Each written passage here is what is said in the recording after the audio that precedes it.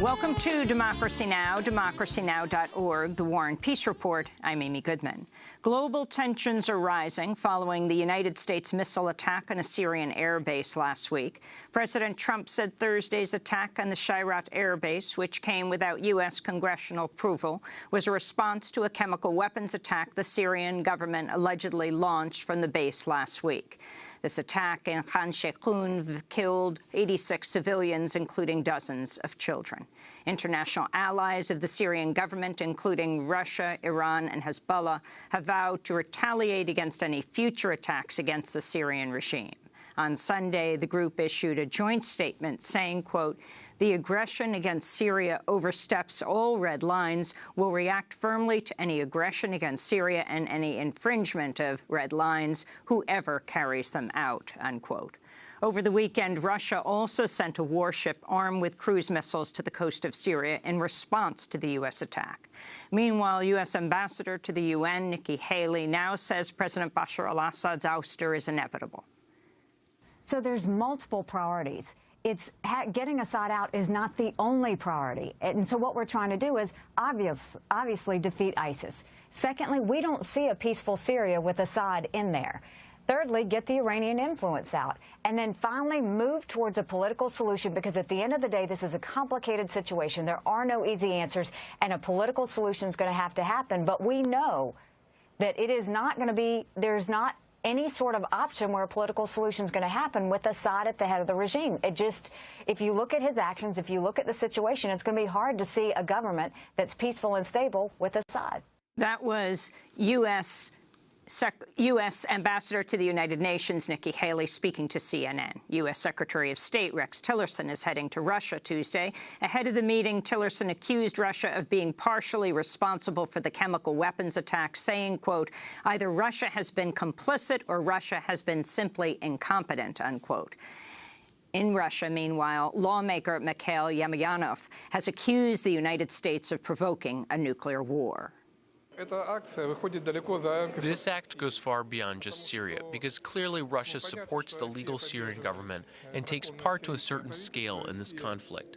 Therefore, such strikes are an act not just against Syria, but also against Russia.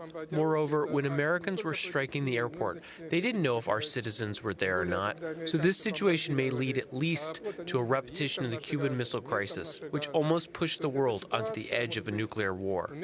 The U.S. attack on the airbase appears to have caused little damage to the Syrian regime's military capabilities. The government was able to largely evacuate the Shayrat airbase before the attack, since the U.S. had warned Russia before the missile strikes. On Friday, only hours after the attack, the base was once again operational, and the Syrian military resumed flights. On Saturday, activists say at least one civilian was killed in airstrikes in a residential neighborhood of Khan Sheikhoun, the same town where the chemical weapons attack occurred Tuesday. Majid Khattab, a resident of the town, told the Washington Post, quote, "The American strikes did nothing for us. They can still commit massacres at any time," unquote. Meanwhile, the stocks of the military contractor Raytheon surged following the missile attack, which used 59 of the company's Tomahawk missiles, estimated to cost $1.4 million apiece. As stocks surged, Raytheon added about $1 billion to its market value Friday morning. According to financial disclosure filings, President Trump personally invests in Raytheon, meaning he profited directly from the attack.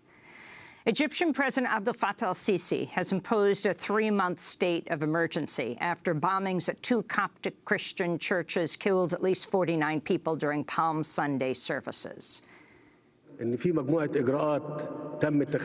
steps are to be taken, the first of which will be the declaration of a state of emergency after the necessary legal and constitutional procedures are complete for 3 months in Egypt.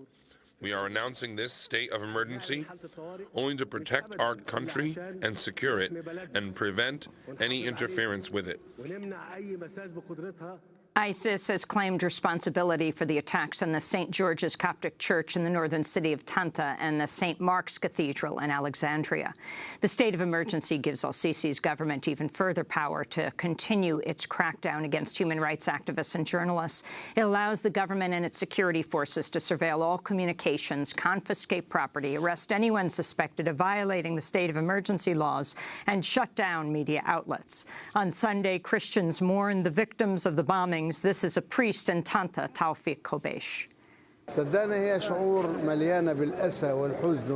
Believe me, it's a miserable and painful feeling to go through this cruel experience.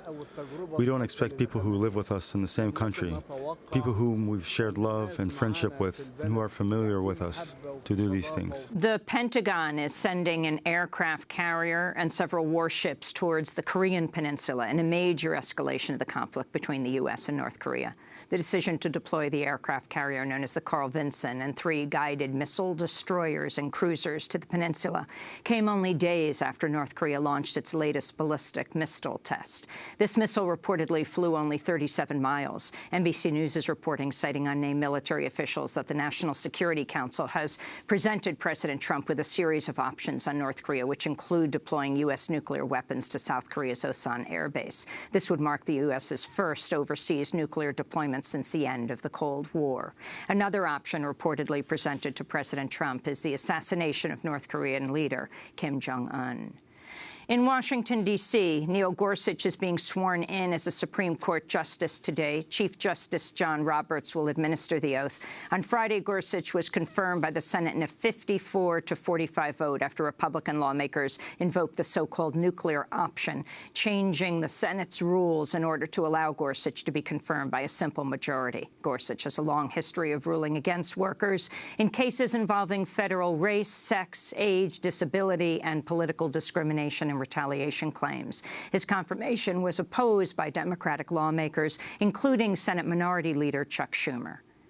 I hope Judge Gorsuch has listened to our debate here in the Senate, particularly about our concerns about the Supreme Court increasingly drifting towards becoming a more pro-corporate court that favors employers, corporations, and special interests over working America. Neil Gorsuch will fill the seat left vacant more than a year ago after Justice Antonin Scalia died February 2016. Senate Republicans refused to consider President Obama's Supreme Court nomination of Merrick Garland. Gorsuch's swearing in today will end the longest Supreme Court vacancy since 1862. The journalistic monitoring group Air Wars says dozens of civilians have reportedly been killed in Iraq over the last week by airstrikes carried out by either the U.S.-led coalition or the U.S.-backed Iraqi army. On April 4th, 20 civilians, including children, were reportedly killed in West Mosul by airstrikes. The next day, on April 5th, more than 25 civilians were reportedly killed by multiple airstrikes on neighborhoods across West Mosul. Another airstrike that same day on Anbar province reportedly killed 8 civilians, including 4 children. Also on April 5th, airstrikes on a village to the northwest of Mosul reportedly killed up to 40 civilians. The airstrikes are part of the U.S. and Iraqi military's months-long campaign to retake the city of Mosul from ISIS. In Somalia, at least 15 people were killed in a car bombing targeting senior military officials in the capital, Mogadishu, on Sunday. The militant group al-Shabaab claimed responsibility for the attack, which destroyed a minibus carrying civilians, killing everyone on board. In Kashmir, Indian forces killed at least 8 civilians Sunday after the soldiers opened fire on protesters demonstrating against Indian rule of the territory. The demonstrations came during an election to fill a parliament seat, which was made vacant after a lawmaker resigned in protest of the killing of civilians during last summer's crackdown by Indian security forces in Kashmir.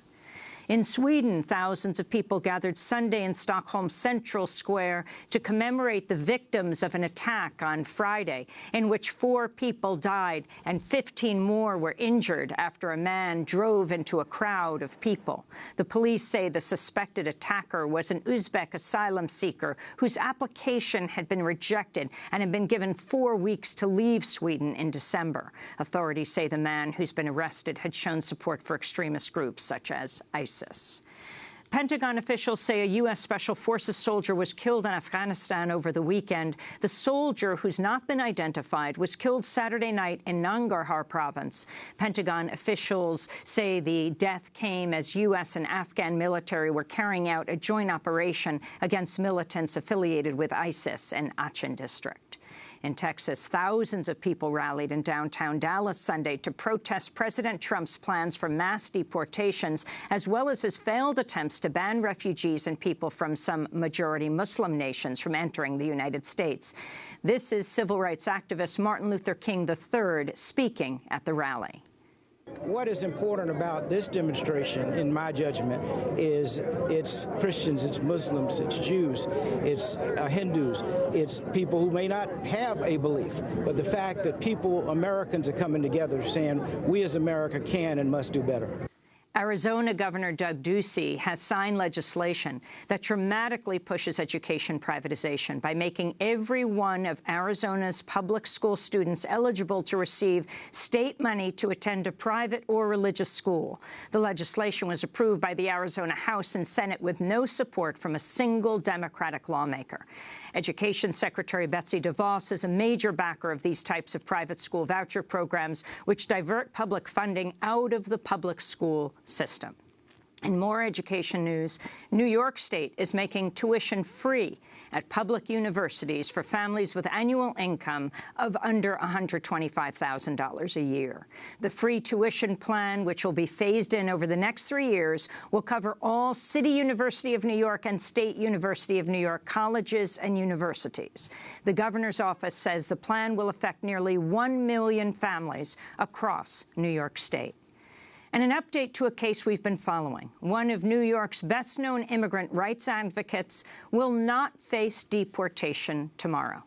Ravi Ragbir, executive director of the New Sanctuary Coalition, had been ordered to check in with Immigration and Customs Enforcement Tuesday, even though he reported for another check-in just last month. Accompanied by a number of city council members, a state senator, as hundreds rallied outside. Officials now say he can check in next January.